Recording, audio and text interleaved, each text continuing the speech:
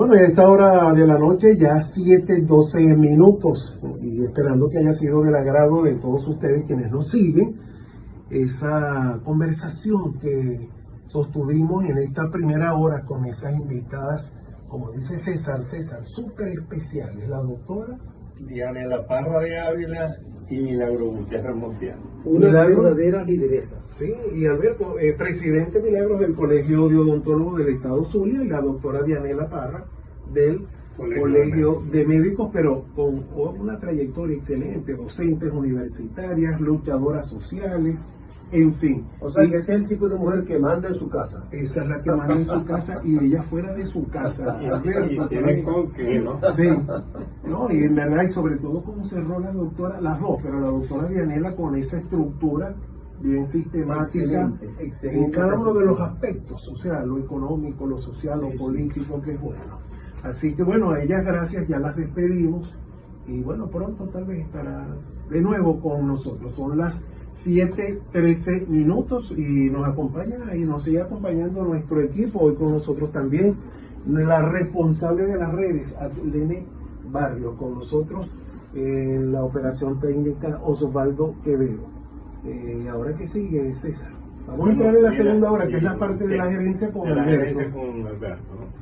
Pero que Arlene es una lideresa estudiantil de la Universidad del Zulia y es una de las líderes de relevo que la universidad está requiriendo con el surgimiento necesario de un nuevo movimiento estudiantil, un movimiento con valores y principios, que debe despertar donde los líderes estudiantiles, muchachas y muchachos estudiantes, sientan un alto sentido de compromiso con la universidad y que sean muchachos honestos, formados, luchadores, combativos, protestatarios, porque la juventud tiene que ser eso, efervescencia, protesta, exigir, porque si no lo hacen ahora que son jóvenes, mañana cuando sean mayores, entonces van a ser muy entregados a las cosas, ¿verdad? Y además eso lo dices porque te trae gratos recuerdos tus acciones de liderazgo en tu época estudiantil. Bueno, fíjate que allí también estaban Dianela y Milagro en esa época estudiantil,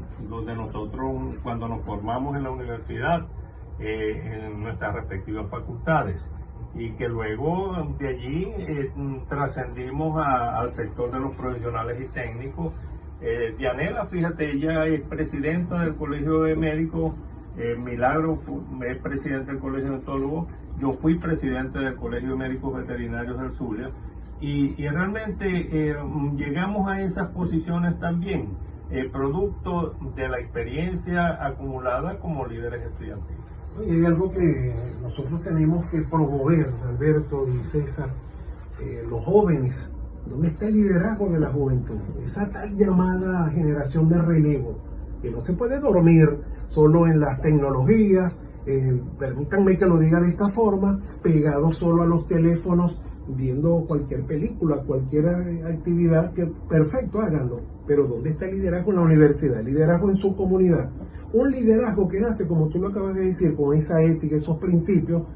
¿Cómo comienzan siendo un buen líder? Siendo buenos estudiantes, teniendo conciencia social de que trabajar y servir, eso no es malo. Pareciera como que voy a servir, voy a trabajar para otro, pero sí de eso se trata. Servir, como decía un profesor a quien recuerdo con mucho aprecio, y bueno, Dios lo tenga en la gloria, el doctor Eduardo Abach, es que hay que buscar servir, no ser vil, que es distinto. Claro, bueno, y Rafael Caldera tenía un pensamiento que decía actuar para mejor formarnos y formarnos para mejor actuar. Una cosa siempre va a conllevar a la otra. Bueno, en esta segunda hora y con esa reflexión comenzamos pues el aspecto gerencial que nos acostumbra siempre en la segunda hora. Y hoy vamos a hablar de un triángulo, César y Alberto. Bueno, el triángulo del éxito organizacional, que le vamos a dar continuidad. Este es un trabajo que Alberto viene desarrollando y que aquí lo que tratamos, como lo hemos señalado, de hacerlo muy amigable los planteamientos, porque entendemos que nosotros no le estamos hablando en un aula universitaria o empresarial a la alta gerencia de una organización. Nosotros le estamos hablando fundamentalmente a los trabajadores, a la gerencia media, en la necesidad que sentimos de que la gente se forme para que tenga un buen desempeño dentro de las organizaciones. Y por eso siempre no queremos, digamos, profundizar en conceptos que se nos hagan un poco inaccesibles para que la gente los comprenda, sino hablarles desde estos micrófonos del UGFM en un lenguaje con la intención de formar. Bueno. La semana pasada hablamos de este triángulo del éxito organizacional conformado por 4 elementos. En el vértice superior estaba la direccionalidad, que nos habla de que las empresas deben tener una visión que dijimos es una fotografía perfecta de la empresa en el futuro y un plan estratégico para lograrlo con los respectivos planes detallados, proyectos, indicadores de gestión, etc. En el vértice derecho inferior está la gobernabilidad, que es la capacidad que el equipo gerencial, el equipo directivo o el equipo de inversionistas tiene el grado de dominio sobre los diferentes factores que confluyen en una organización, desde los empleados, los proveedores, los clientes, el gobierno, las partes interesadas, es decir, tener gobernabilidad. Si no hay gobernabilidad, no hay control sobre esos elementos y el plan estratégico no se va a cumplir. Entonces, sin gobernabilidad no va a haber direccionalidad. Alberto, perdón, pero y aclarar que la gobernabilidad, porque suena el término como que un mandato, una cuestión rígida, vertical, de arriba hacia abajo, es simplemente para aclarar ese aspecto, es la forma de gobernar con todos esos elementos que una organización exige para que tenga éxito.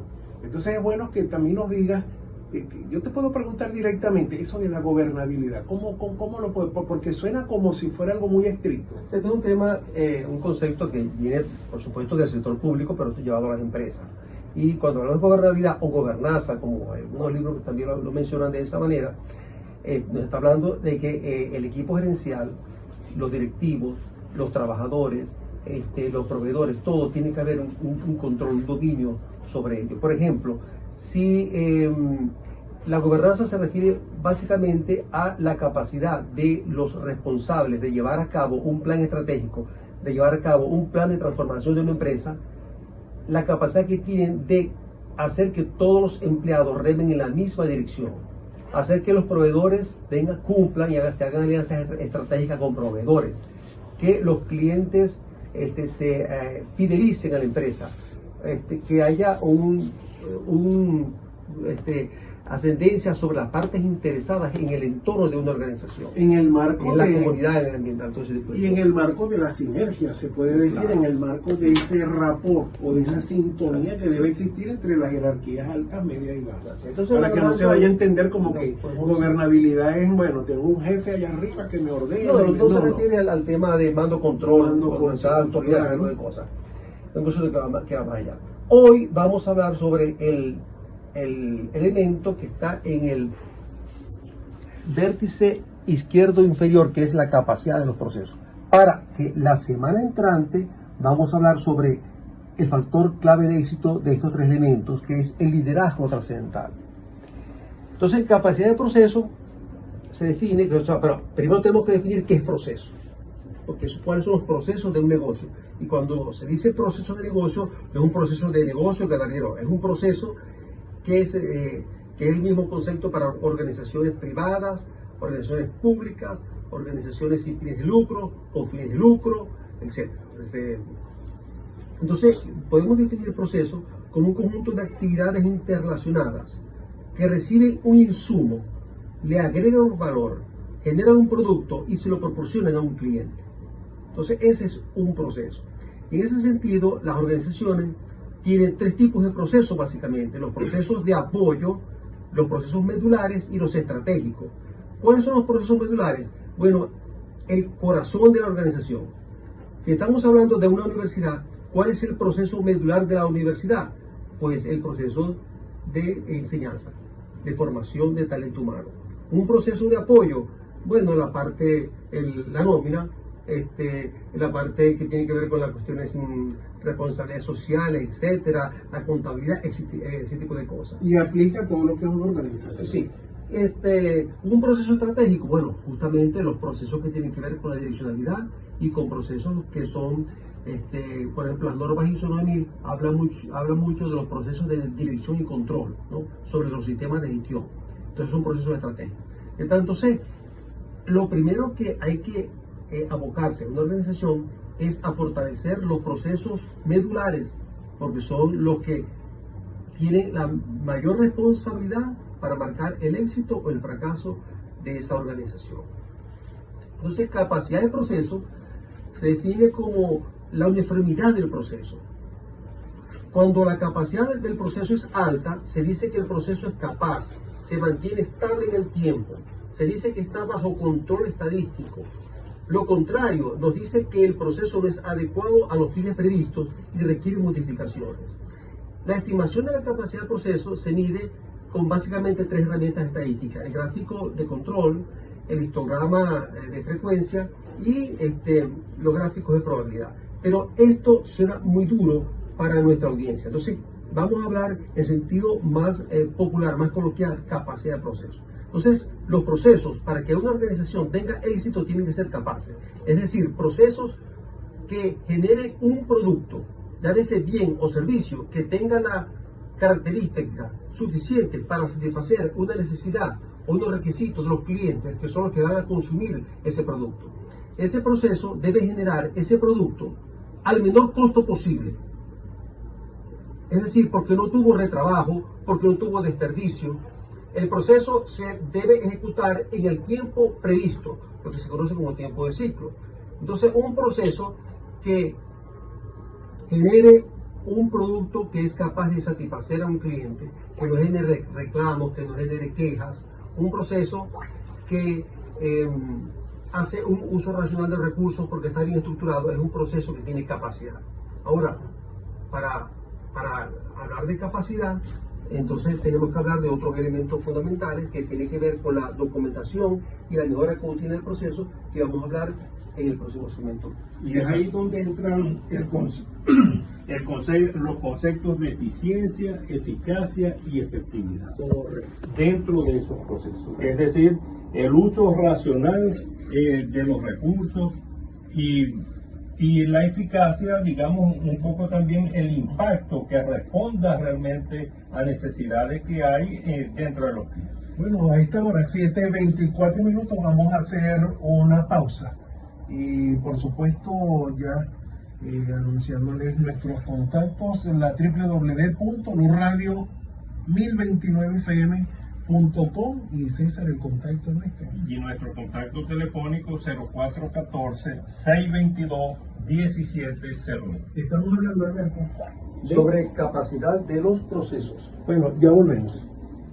Bueno, a esta hora, 7:31 minutos, luz para todos. Acá, en la 102.9 FM, es la voz de Luz. César Ramos Parra, Alberto Barbosa, quien te habla, de Orlando Ruiz, acompañándolos y ustedes en contacto permanente con nosotros. Alberto, y de todo lo que vienes planteando, y César, realmente, ¿cuáles son las causas de que una organización fracase? ¿Cuáles son esos factores que influyen para que no tengan verdaderamente el éxito que todos queremos tener cuando emprendemos alguna empresa, cuando tenemos algún emprendimiento? Porque realmente nadie quiere fracasar. Pero lamentablemente hay factores o elementos que motivan, que empujan a que lejos del éxito más bien se genere sea el fracaso. Bueno, lo dijimos al principio, la direccionalidad. Cuando falta direccionalidad, la empresa no tiene rumbo. Es víctima de las fuerzas del destino. Entonces la direccionalidad es justamente para vencer esas fuerzas y colocar la empresa dentro de 3, 4, 5 años en una situación mucho mejor. El segundo elemento, causa de fracaso, es no tener gobernabilidad, no tener gobernanza. Es decir, que hay una anarquía interna en la empresa. La gerencia o los dueños de la organización no tienen control sobre lo que pasa internamente, no tienen control sobre lo que pasa externamente en el entorno de la organización. Y un factor clave de éxito o de fracaso justamente es la capacidad de los procesos, que es lo que estamos hablando. Por ejemplo, cuando los procesos,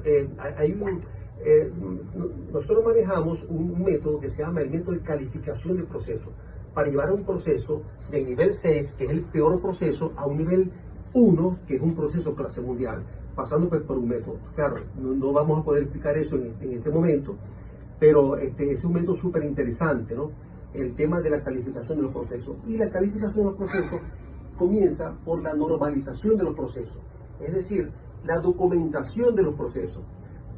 Porque cuando un proceso no está documentado, su ejecución se hace en función del pie izquierdo o derecho con que se levante el dueño de ese proceso, o los trabajadores. Hoy me levanté con el pie izquierdo, lo ejecuto de una forma. El martes me levanté con el pie derecho, lo hago de otra manera. El miércoles me levanté con la cabeza para abajo, entonces ejecuto el proceso y atiendo al cliente de otra manera. Entonces, la normalización de los procesos basada en la documentación es establecer una disciplina en la ejecución, porque hay una regla, una ley, yo digo que es una ley fundamental en materia de procesos, que cuando un proceso se ejecuta siempre de la misma manera, el resultado es el mismo.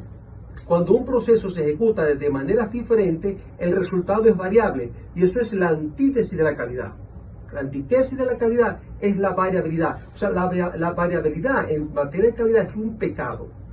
Entonces, bueno, de hecho es un principio, ¿no? Que ya lo hemos conversado en muchas oportunidades y se sabe. Si haces lo mismo de la misma manera, los resultados van a ser los mismos. Claro. Entonces, cuando uno documenta los procesos, vamos a decir, hay muchas herramientas para hacerlo. Preparando el diagrama de flujo, ¿no? De donde están las actividades del proceso. Sí. Entonces, eso nos responde a estas preguntas importantes. ¿Qué se hace? O sea, ¿cuáles son las actividades que se deben hacer en el proceso? ¿Quién las hace? ¿Cuáles son los dueños del proceso, los trabajadores, los empleados, los ejecutores de esas actividades? Tercera, ¿cómo se hace esa actividad? Debe estar ahí en el manual de normas y procedimientos. ¿Por qué se hace esa actividad? ¿Cuál es la razón de ser de esa actividad? ¿Para quién se hace? ¿Para un cliente interno o para un cliente externo? ¿Cuándo se hace y dónde se hace? Imagínate cuando los procesos de una organización no tienen definidos esas siete interrogantes. Entonces es un proceso anárquico que está en el peor de la calificación. Y eso lleva a ¿qué? A un fracaso. En una oportunidad me preguntaron, Alberto, el cliente interno, porque asociamos el cliente externo al cliente, sí. ¿Y el interno?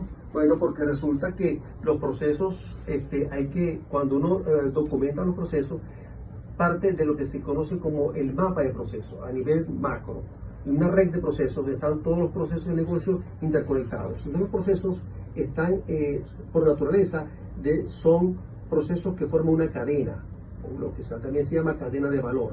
Entonces el proceso A genera un producto o un subproducto interno que va al proceso B. Este proceso B le agrega valor y genera otro producto interno que va al proceso C.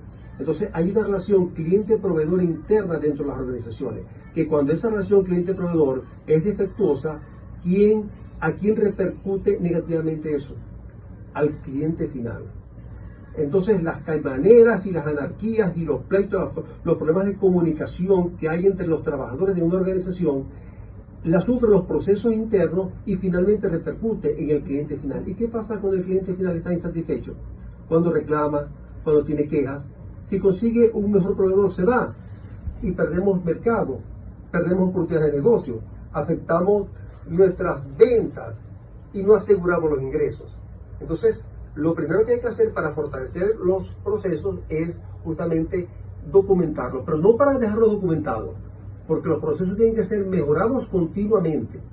Es decir, los procesos, hay 6 principios de la optimización, que es eliminar las actividades que no agregan valor, reducir el tiempo de ejecución del proceso, potenciar el recurso humano para que haga bien las actividades y responda a los nuevos retos, fomentar el trabajo de equipo fundamental para que los procesos se intercomuniquen, mejorar la calidad de lo que se genera del producto final, del bien o servicio, para que el cliente esté satisfecho, y por supuesto ejecutar el proceso en el sitio y lugar donde es lo más rentablemente posible. Y todo eso lo acoge el manual de procedimiento. Bueno, el manual de procedimiento nos da una disciplina, pero tenemos que ir más allá, tenemos que ir a aplicar métodos, técnicas y herramientas para la optimización del proceso. Alberto, ¿y aplica a lo público y a lo privado? Porque se me ocurre en este momento una pregunta. Entonces, Venezuela, vista como una organización que es país, una nación, con sus características propias o su perfil propio, porque no es la empresa petroquímica, no es el grupo de farmacias grandes que están en la ciudad, pero es una organización. No ha habido aplicación verdadera de esos procedimientos. No, esto en el sector público esto casi inédito, Pero digo, aplica. Por supuesto. Por supuesto. Si ponemos en práctica todo esto para reorganizar un país como el nuestro. Factor clave de éxito para la nueva gerencia a partir del próximo año. Allá quiero llegar. Es aplicar estos conceptos de excelencia para que haya una gestión pública, tenga éxito la gestión pública. Y lo que hemos hablado siempre, el político tecnocrático. ¿Por qué los políticos no resuelven los problemas? Porque no saben, desconocen, o si lo conocen no lo aplican, un método clásico en estos temas de mejora continua de la calidad, que es cuando hay un problema lo que es un efecto, es consecuencia de algo. Consecuencia de una causa que generalmente están ocultas y que hay que aplicar ciertas herramientas y técnicas para descubrir esas causas. Para luego la cura, es decir, la solución, se coloca en la raíz, en la causa raíz, no en el efecto. Porque cuando la solución se coloca en el efecto, que es el problema, lo que se hace es que se mitiga. El problema puede que se desaparezca, pero vuelve a aparecer porque las causas que lo generan quedaron intactas. Pero en materia de calidad, de gerencia de la calidad, cuando las soluciones se aplican en las causas raíces, entonces el problema desaparece para siempre, porque perdió su estructura, perdió su base. Eso es lo que nuestros políticos tienen que entender para resolver los problemas de educación, de seguridad, de salud y todos los problemas públicos, a través de la erradicación de las causas que lo ocasionan. Por eso esto es importante para el mundo público, fundamental. César, vamos a hacer una breve pausa. Nuestro operador Osvaldo Quevedo, son las 7:40 minutos. Claro, es que estás diciendo esto y uno sigue pensando y construyendo, ¿no? Entonces la política tradicional de Venezuela y no sé si exagero decir del continente, no ha aplicado verdaderas reglas de gerencia y de alta gerencia para gobernar. Por supuesto que no. Hay un caso que creo que fue el penúltimo gobierno de Canadá, donde el equipo de los ministros de ese equipo de gobierno, todos eran unos tecnócratas. Política, pero eran tecnócratas, sabían de técnica y aplicaban. Por ejemplo, el que era ministro de deporte había sido un medallista olímpico en competencias. El que era el que estaba atendiendo la parte de la salud era un médico con reconocimientos y otra cosa fundamental, gente que había triunfado en la vida privada, en el mundo empresarial. Eso es lo que se conoce como gobiernos tecnocráticos. Entonces, una de las soluciones que debe tomar el próximo gobierno de Venezuela es ponerle mucho cuidado, considerar la tecnocracia, justamente para que aplique estos conceptos, estos métodos, estas herramientas en el ejercicio público. Bueno, son las 7:41 minutos. Ojalá que así sea, que lo necesitamos y el país lo exige. A esta hora... Bueno, pero mire, yo también lógicamente quiero hacer mi aporte complementario a lo que ha dicho Alberto, pero lo voy a hacer una vez que vengamos del corte. Sí, porque vamos a hacer una breve pausa musical y en breve estamos de nuevo con... Bueno, 7:46 minutos, luz para todos. Y estamos hablando hoy sobre esos procesos que permiten, con una buena gerencia, que las organizaciones tengan total éxito. César. Bueno, evidentemente que en el fracaso de las organizaciones, que fue la pregunta que parece que te llegó a ti por allí y la hiciste, ¿no? Y que Alberto pues con mucha amplitud la fue desarrollando. Yo también tendría otros elementos que agregar, ¿no? Pero que en todo caso el fracaso de las organizaciones se produce por defecto, por falla en la ruta que se ha planteado acá del éxito de las organizaciones, ¿de acuerdo? Y acá influyen muchos aspectos. Hay uno que no se ha tocado, que ya Alberto lo anunció para la semana que viene, que es el liderazgo, la gerencia, la conducción de las organizaciones. Es fundamental porque el líder es el que le va a marcar la pauta para el cumplimiento de los procesos, ¿verdad? La calidad de los productos, los servicios que una organización debe prestar, etcétera, ¿no? Y en ese contexto, la gerencia mediocre es una de las causas fundamentales del fracaso de una organización. Cuando tú, como él lo señalaba, no es una gerencia tecnocrática.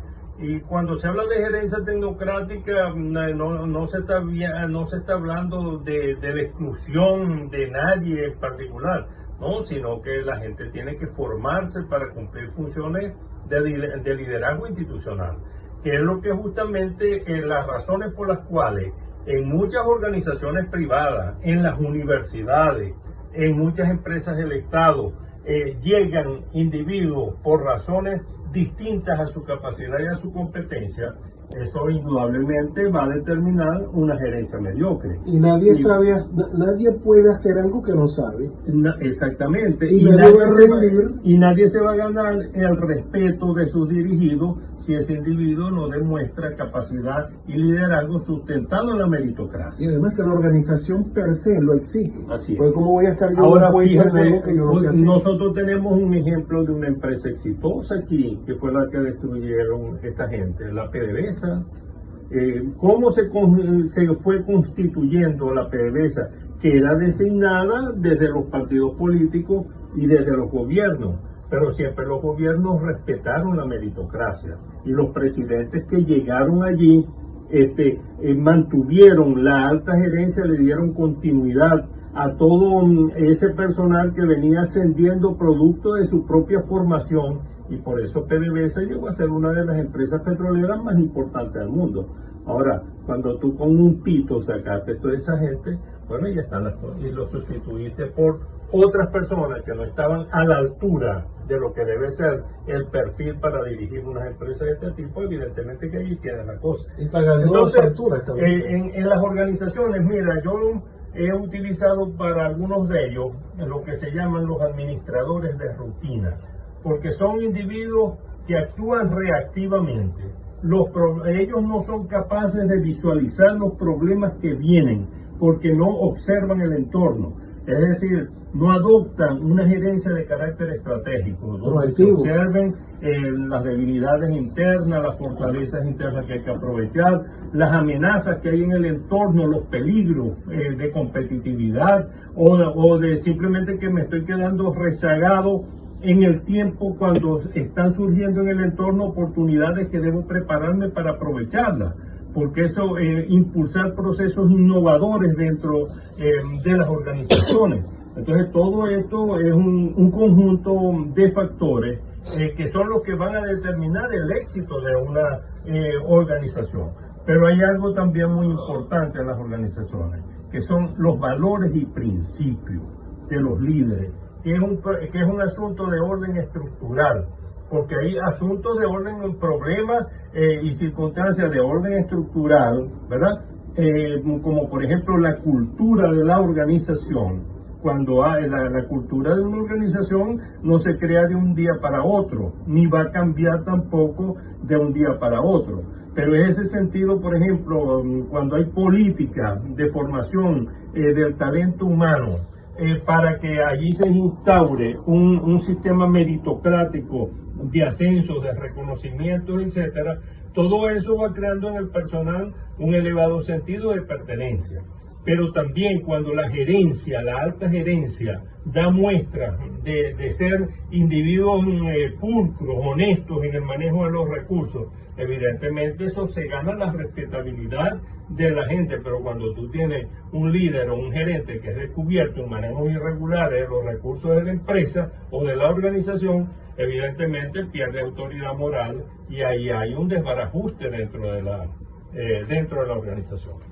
En consecuencia, nosotros podemos señalar que existe una complejidad de factores dentro de la organización, que es lo que determina en definitiva el agotamiento del modelo, de un modelo de gestión, y que lleva al fracaso de la organización. ¿Pasó así en las universidades, César? Bueno, en gran medida eso ha pasado, y por eso es que las universidades están ancladas en el pasado. Son universidades, las nuestras universidades terceras, y por eso la necesidad de insurgir con un nuevo modelo de gestión que deje atrás el modelo de la profesionalización, porque hay nuevas exigencias en la sociedad del conocimiento que son totalmente diferentes a lo que eran las sociedades anteriores, y que por lo tanto las universidades deben estar a la vanguardia de esos cambios. Voy a acotar, agregar algo sobre lo que dijiste, que si estos conceptos, principios, métodos se aplican en el sector público. Luego se habló de la PDVSA anterior, la antigua PDVSA. Y PDVSA, como es una empresa pública, entonces podemos decir que el sector público se aplicaba eso, pero en ciertas organizaciones que eran de ella, pública, propiedad del Estado, pero que PDVSA se manejaba con un carácter privado. Las filiales. Sí, con un carácter de excelencia. Tuve la oportunidad en el año 2000 asesorar a 6 unidades de producción de PDVSA, Lago 5, Lago Medio, Aruaguatatán, Lago Treco, bueno, no recuerdo esos nombres que tienen esas unidades, implantando justamente esto, así, montando sistemas de gestión de la calidad para la mejora continua y la certificación con las normas ISO 9000. Las 6 organizaciones que me tocó asesorar, todas lograron pasar la auditoría que Fondonorma les hizo, y calificaron para recibir el certificado ISO 9000. El certificado iba a ser entregado el 15 el acto solemne el 15 de diciembre del 2002, y el paro, creo que fue el famoso paro petrolero, fue el día 2. O sea, todo ese trabajo se perdió. Pero PDVSA sí tenía estos conceptos de excelencia y los manejaba de una manera bastante con mucha seriedad, sí. Igual que la petroquímica. Pero manejada por altas tanto gerencias, PDVSA como la petroquímica fuimos los pioneros en certificaciones internacionales de calidad. ¿Y es recuperable, Alberto? Totalmente. Aplicando estos principios, por supuesto, una renovación de país totalmente. Así es. Pero como entonces, es esta mañana que entregamos documentos, le damos la entrega al próximo presidente de la República, entre ellos viene un proyecto de recuperar la petroquímica y cómo desarrollar la petroquímica, cómo las potencialidades. Sí, porque se habla que se necesitan miles de millones de euros, se necesitarán 2 lochas, diciéndolo así, no coloquialmente. Pero no es que tampoco es una tonelada de dinero del planeta. Como lo dice Rodrigo Cabeza, se necesita refinanciar deuda, se necesita un plan de inversión y se necesita recuperar talento humano y fortalecer el que está actualmente. Y fortalecer el aspecto judicial, César y Alberto, para que genere esa seguridad. Entonces, para cerrar el tema del proceso, de la capacidad de los procesos, vamos a decir que hay 6 beneficios, entre muchos, pero 6 que vamos a mencionar acá, fundamentales, cuando se aplica la mejora continua en los procesos de cualquier organización. Primero, se reducen los costos de procesamiento. ¿Por qué? Porque se reducen las repeticiones o los retrabajos. El retrabajo es un pecado. Las actividades se realizan bien a la primera vez. Se aumenta la satisfacción del cliente, se incrementan las ventas y se aseguran los ingresos. Y se ajusta la organización a las exigencias de los cambios en el entorno. Eso es fundamental para que una empresa tenga éxito en materia de fortalecer los procesos. La próxima semana vamos a hablar de lo que hemos dicho, la enzima catalizadora, el modelo auténtico que hemos desarrollado sobre el liderazgo trascendental. 10 competencias que un líder debe tener para transformar realidades y dejar un legado. La semana que viene, no se lo pierdan. Eso lo vamos a estar trabajando el próximo miércoles. Sí, César, ya llegando al final del programa de hoy. Bueno, la verdad es que estamos muy complacidos porque hemos tenido en primer lugar la participación en la primera parte del programa de Milagros y Dianela, que dejaron muy buenos mensajes para quienes siguen las incidencias de este programa. Y en segundo lugar, bueno, esta exposición magistral que ha hecho Alberto en materia de desarrollo organizacional, que nos vamos a seguir trabajando a lo largo de estos programas de manera progresiva. Bueno, de esta forma ponemos punto final por hoy a Luz para Todos. Se te siente cansado, ¿estás cansado? Yo creo que con estos temas que No, es que yo diría, César, es más bien pensaba, no, es que estoy activo. Bueno, entonces, no, sino que pensando. Es decir, definitivamente nuestro país tiene que estar sobre la base de la organización, de la gerencia, claro, de la alta gerencia, de la fe, del optimismo para salir adelante. Todo esto lo digo partiendo de comentarios que uno escucha en la calle. Bueno, este país ya